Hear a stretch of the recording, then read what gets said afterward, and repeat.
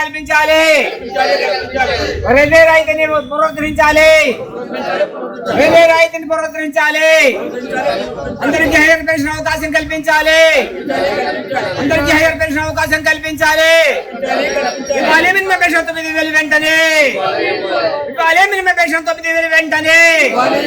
వర్ధిల్లాలి పెన్షన్ల ఐక్యత. వర్ధిల్లాలి పెన్షన్ల ఐక్యత. వర్ధిల్లాలి పెన్షన్ల ఐక్యత. జిందాబాద్ ఆప్రా. జిందాబాద్ ఆప్రా. ఈ సమావేశం ప్రధానంగా మనం మినిమం పెన్షన్ 9,000 ఇవ్వాలని చెప్పేసి, అలాగే ఆర్యభట్టలకు వైద్య సౌకర్యం కల్పించాలని అనేక సంస్థలుగా మనం పోరాటం చేస్తున్నాము. కానీ గవర్నమెంట్ మాత్రం ఏమాత్రం చలనం రావట్లేదు. దీనికోసం అని చెప్పేసి పార్లమెంట్లో కానివ్వండి, బయట కానివ్వండి అనేక పోరాటాలు చేస్తున్నప్పటికీ ఎవరు కూడా గవర్నమెంట్లో మాత్రం చలనం రావట్లేదు. మన పోరాటం ఇంకా కొనసాగించాల్సిన అవసరం, ఇంకా ఉధృతం చేయాల్సిన అవసరం ఉంది.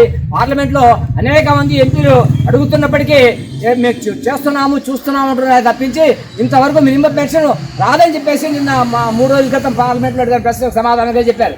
మినిమం పెన్షన్ పెంచే ఆలోచన లేదని చెప్తున్నారు.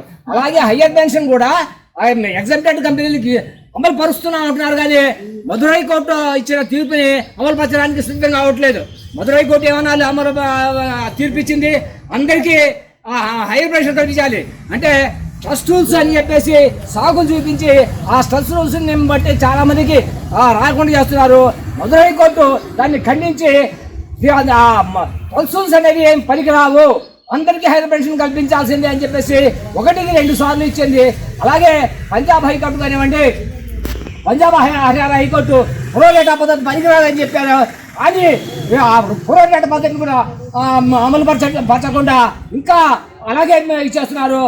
ఇవన్నీ రద్దుపరచడం కోసం అని చెప్పేసి సుప్రీంకోర్టులో రిపిటిషన్ వేసి ఈ కోర్టుల తీర్పులన్నీ రద్దు చేయడానికి ప్రయత్నిస్తుంది గవర్నమెంట్. దీన్ని మనం తీవ్రంగా ఖండిస్తున్నాం. దీని మీద మనం అనేక పోరాటాలు చేస్తున్నాము.